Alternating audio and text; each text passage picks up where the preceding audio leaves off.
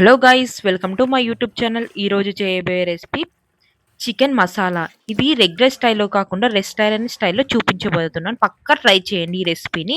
ఇందుకోసం నేను ప్యాన్ పెట్టుకొని అందులో ఆయిల్ పోసుకున్నాను.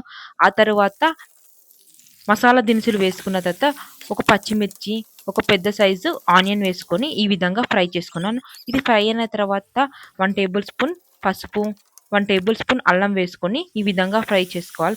ఇక్కడ నేను చికెన్ అనేది 250 గ్రామ్ చికెన్ వరకు తీసుకున్నాను. ఈ చికెన్ ఇందులో వేసుకొని మంచిగా ఫ్రై చేసుకోవాలి.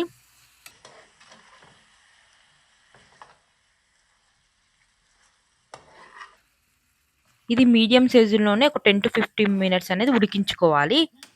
ఈ చికెన్లో మొత్తం వాటర్ అంతా పోయిన తర్వాతనే మనం ఇక్కడ 1 టేబుల్ స్పూన్ వరకు కారం వేసుకోవాలి. ఆ తర్వాత టేస్ట్కి సరిపడే ఉప్పు వేసుకుని దీనిని మంచిగా ఇలా ఫ్రై చేసుకోవాలి. ఈ విధంగా ఫ్రై అయిన తర్వాత ఇందులో నేను గ్రేవీ బేస్ అనేది వేసుకున్నాను. ఈ గ్రేవీ బేస్ అనేది నేను ప్రీవియస్ షార్ట్లో పెట్టాను, పక్కా చూడండి. లింక్ అనేది కింద ఇస్తున్నాను. ఇది చూసి ఈ చికెన్ని ట్రై చేయండి, చాలా బాగుంటుంది. ఇందులో నేను కొద్దిగా వాటర్ పోసుకొని ఈ విధంగా కలుపుకున్నాను.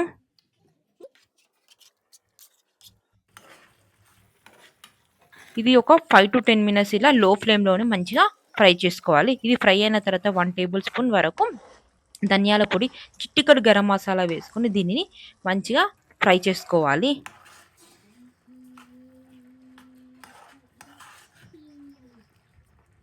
ఈ విధంగా ఫ్రై అయిన తర్వాత ఒక కప్పు వరకు కొత్తిమీర వేసుకొని మంచిగా ఫ్రై చేసుకోవాలి.